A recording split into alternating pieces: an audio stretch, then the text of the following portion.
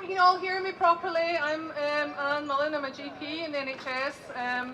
I've been a GP for many decades, or a few decades at least.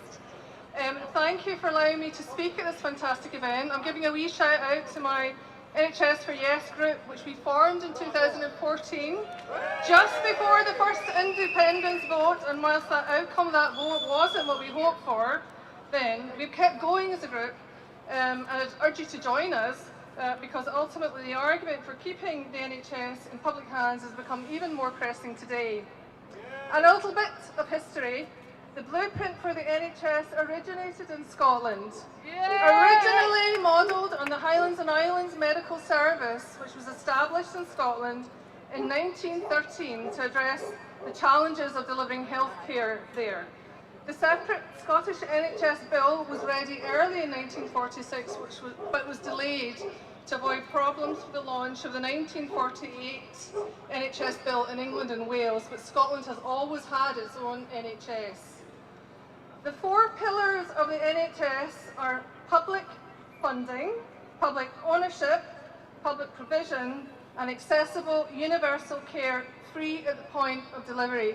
These are the founding principles of the NHS. These are worth fighting for. The health service should be best where it's needed most. If it's resourced adequately with time, costed into equation, the health service can achieve great things. The NHS across the UK has been struggling, however, to address unmet need, and this is pre-COVID. All these issues have just been accumulating over time. Because of sustained disinvestment via a 10-year budget squeeze, lack of capacity of hospitals with bed cuts, we've got an ageing population, and I'll soon be part of that ageing population. Major staff shortages, we have 100,000 shortages of staff across the UK, and Brexit compounds this because we have 5% of the staff in the NHS are from the EU, and that doesn't sound a lot, but when you think they are extremely highly trained professionals, it's a huge loss to the NHS. And we have inadequate provision of social care, so perhaps the time has come to bring social care under the umbrella of the NHS in Scotland and nationalise the care home sector. There is an ambitious programme of recovery for the NHS of Scotland following the challenges of the pandemic, which isn't over yet, and so do please still follow public health guidance. The key themes of the NHS in Scotland is health of the nation, delivering personalised care, reducing health inequalities, which I feel very passionately about, sustainability of our workforce, and green and sustainable healthcare. As a GP, I would support extra resource for community health provision. The primary care team, which also includes health visitors, district nurses, community pharmacy, midwives, CPNs, physios, and other excellent workers, is based in the community but not in hospital or acute settings. 90% of healthcare contact takes place in the community. Therefore, any resource to reduce unmet need, control rising demand, and close the health inequity gap must be focused here. The end of healthy living expectancy is as much as 2 decades when you compare affluent communities to communities with low socioeconomic status and income, and that is true across the UK. You may all have heard of the Glasgow effect, where people die much earlier in economically poorer communities, and we also have the effect of rural poverty in Scotland with poor health outcomes. The health service cannot solve all these issues in isolation, because we know that the social causes of illness are just as important as the physical ones. I'm now going to talk about a wellbeing economy, which is highly relevant to the NHS and health outcomes. We need our political system to support the social infrastructure that ensures individual and community resilience, affordable housing, green spaces, adequately paid employment, universal health care, robust social support.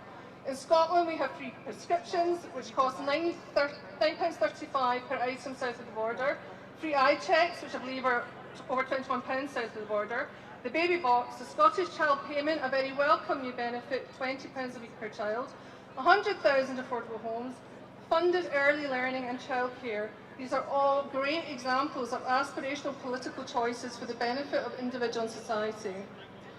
And I want to remind you of the comments of Philip Austin, the UN Special Rapporteur on Extreme Poverty, during a visit to the UK in November 2019, the UK being the 5th largest economy in the world.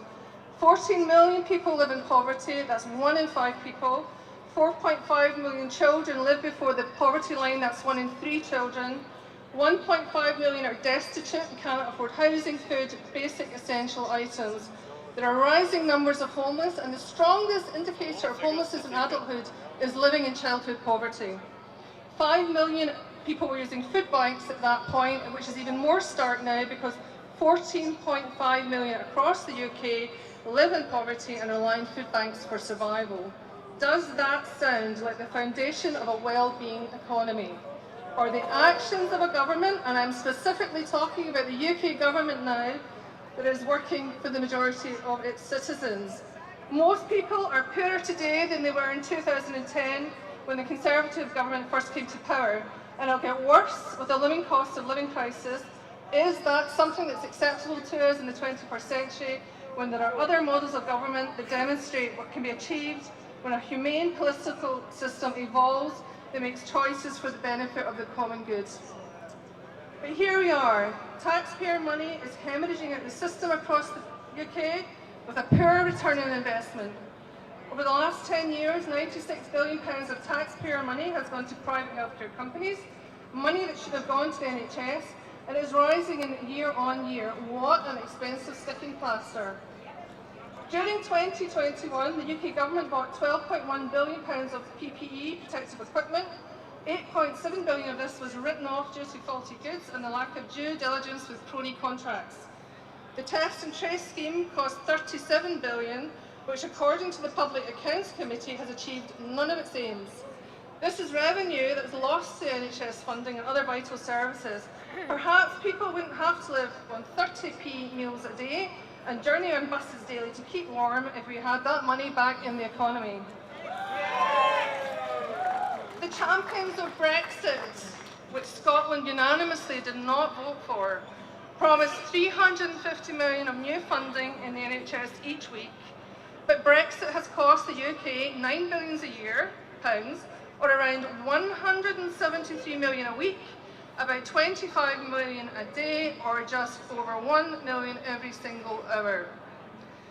A column appeared in The Spectator in 1995, penned by a certain Boris Johnson, who called for patients to be charged to use the NHS to prevent free care being abused by people who can afford to pay.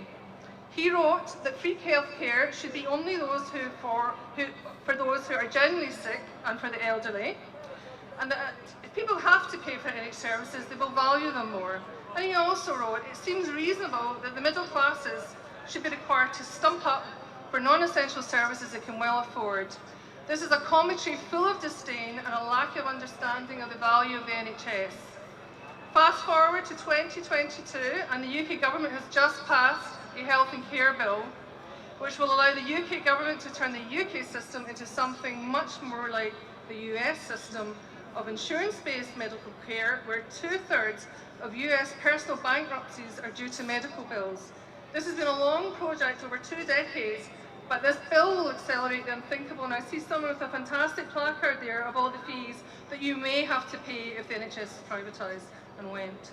Scotland's NHS cannot be protected under the current arrangements from this disastrous turn, and I'd urge you to read some of the very informative sites where colleagues are raising their concerns about the direction of travel for NHS England, such as Every Doctor UK, Socialist Health Association, the 99%.org. These are great informative sites, and the documents are not too long. So, until Scotland has full autonomy and control of the levers of power, we cannot create our wellbeing economy that I believe most of us would support, yes, enshrined in a written constitution with the Scottish NHS at its beating heart. Despite all the current difficulties and challenges, and there are many, the NHS in Scotland is still there for all of us, every citizen. It is the ultimate social contract, a gift economy. Support the 4 pillars of the NHS. Be as informed as possible about the aims of the NHS in Scotland. Do not be passive recipients of this precious resource, but active participants in the delivery of healthcare. Do you want to gift Scotland's NHS to the next generation, or have it stolen from them? That is the choice we must make now. Think carefully. Choose wisely, Scotland, and onwards to independence. Yeah!